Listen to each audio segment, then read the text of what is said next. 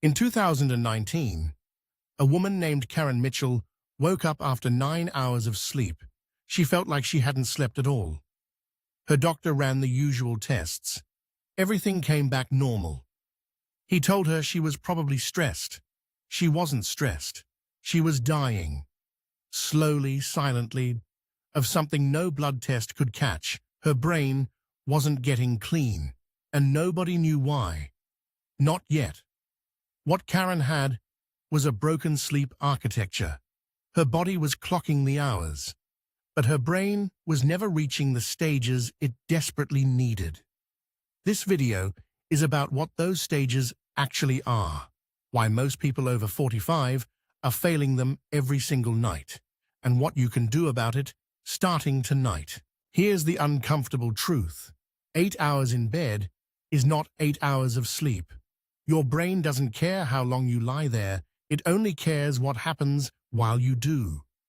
And for most people over 45, what's happening is far less than they think.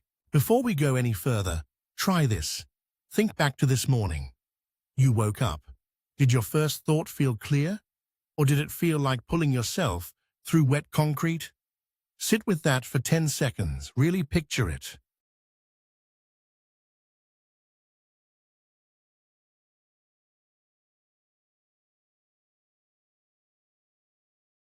10.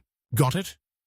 If that foggy, heavy feeling is your daily normal, that's not just tiredness.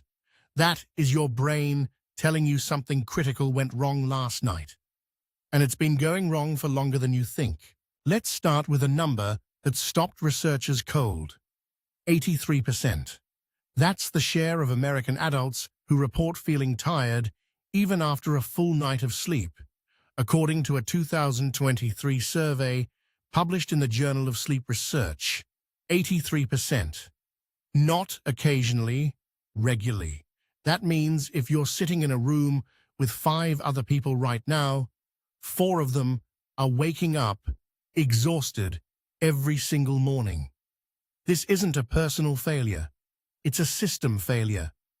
And the system is your sleep architecture, the invisible structure that organizes your night into stages. Most people think sleep is just unconsciousness. You close your eyes, time passes, you wake up. But your brain is doing something extraordinary while you lie there, or it's supposed to be. When that architecture breaks down, even slightly, you wake up feeling like you never slept at all. That's what Karen Mitchell was living. And that's what millions are living right now without knowing it. In 2017, a team at the University of California, Berkeley, made a discovery that rewrote sleep science. They studied 33 adults across 2 age groups, under 35 and over 60. Same total sleep time, completely different brain scans. The older group had lost up to 70% of their slow-wave deep sleep compared to the younger group, 70%. Gone. And here's the brutal part. The older adults had no idea. They thought they were sleeping fine, but their brains were running on fumes. Lead researcher Matthew Walker, one of the world's foremost sleep scientists, called deep sleep loss a silent epidemic, not metaphorically, clinically, because slow-wave sleep is when your brain does its most critical repair work. It consolidates memory, it flushes toxic proteins, it resets your emotional regulation. Without it, you can sleep for 10 hours and still wake up feeling broken. The hours don't matter, the depth does. Here's where it gets worse. Deep sleep doesn't just decline with age. It collapses. After age 50, the average person loses roughly 40% of their total slow-wave sleep compared to their 25-year-old self. 40%. Every single year, that number creeps lower. And slow-wave sleep isn't just one function among many. It is the foundation. Everything else your brain does during sleep depends on it. Think of it this way. Your brain accumulates a toxic protein called beta amyloid throughout the day. It's a byproduct of normal neural activity. During deep sleep, your brain activates what scientists call the glymphatic system, a microscopic plumbing network that physically flushes beta amyloid out. Miss enough deep sleep, and that protein starts to accumulate. Researchers have now directly linked chronic deep sleep loss to elevated beta amyloid levels, the same protein that defines Alzheimer's disease. You wake up tired, and your brain is quietly getting more toxic. So what's actually breaking down? Let's follow the chain. During the day, your brain produces adenosine, a chemical signal that builds sleep pressure. The longer you're awake, the more adenosine accumulates. When you finally fall asleep, your brain is supposed to clear it. But clearing adenosine requires deep sleep. Stage 3, slow-wave sleep specifically. If your sleep architecture is fragmented, if you're cycling through only light sleep and partial REM, the adenosine never fully clears. You wake up with a chemical debt in your brain, a pressure that should be gone. That's the fog. That's the weight. But it gets one layer deeper. Fragmented sleep also keeps your cortisol elevated overnight.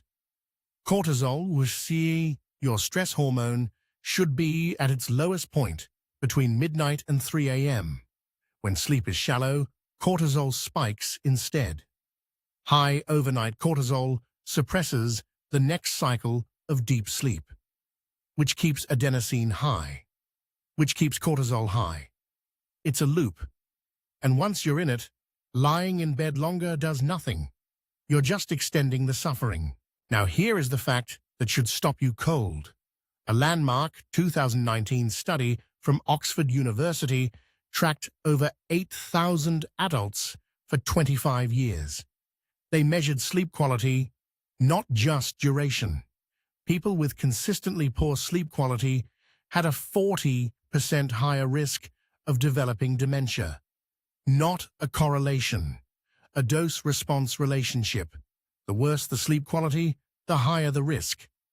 Let that settle. Not smoking, not alcohol, not exercise. Sleep quality was one of the strongest modifiable predictors of cognitive decline they found. And the mechanism is exactly what we just described. The glymphatic failure, the beta amyloid buildup, the slow toxic accumulation that takes decades to surface. The morning fog you feel at 55 is not separate from the memory loss that terrifies you at 75. They are the same story. Chapter 1 just feels like tiredness. This is why fixing your sleep architecture is not a wellness trend. It is arguably the single most important thing you can do for your long-term brain health. And it doesn't stop at the brain. A 2020 study from Harvard Medical School examined 4,700 adults and found that people who regularly got fewer than 90 minutes of deep sleep, regardless of total sleep time, had significantly elevated inflammatory markers, including interleukin-6 and C-reactive protein. These are the same markers associated with heart disease, diabetes, and accelerated cellular aging. The researchers concluded that shallow sleep was metabolically equivalent to no sleep at all for the body's repair systems. Think about that. You spend 8 hours horizontal. Your body runs a fraction of the maintenance it needs. You wake up, make coffee, and wonder why your joints ache. Your mood is low, and your focus won't come. Your body tried to fix itself last night. It just couldn't get deep enough to do the work. Duration gave you the window. Depth does the actual repair. And most people over 45 are closing that window without knowing it. Here's the good news. Sleep architecture is not fixed. It is trainable. The same brain that learned to sleep badly can learn to sleep deeply again.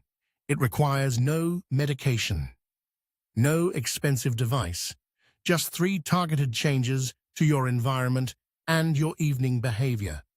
Changes that directly address the adenosine clearance cycle and the cortisol suppression problem.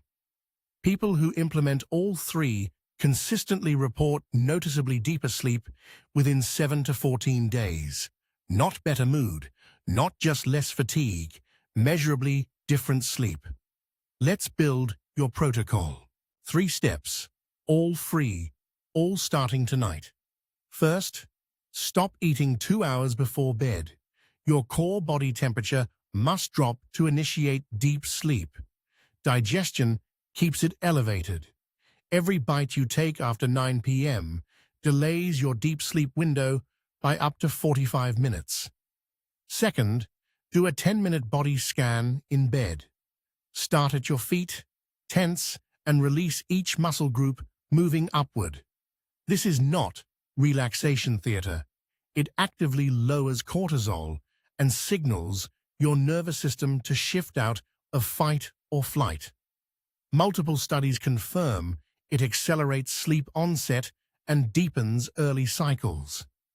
Third, kill every light source in your room. Not dim, gone. Even low-level light through closed eyelids suppresses melatonin by up to 50%. Use blackout tape on indicator lights. Turn your phone face down. Your glymphatic system only fully activates in genuine darkness. Give it the conditions it needs. Here's your 7-day challenge. Do all 3 steps simultaneously. Track one thing each morning. Just rate your mental clarity on waking from 1 to 10. Write it down. By day 7, most people see a measurable shift. Not because sleep is magic, because you finally stopped fighting the biology. You came in thinking you had a sleep problem. You actually have a sleep architecture problem. Those are completely different things, and now you know how to fix the right one. If this changed how you think about sleep, subscribe. Every week, we bring you the science of living longer, sharper, and stronger, and share this with someone who keeps saying they're tired all the time. They need to hear this.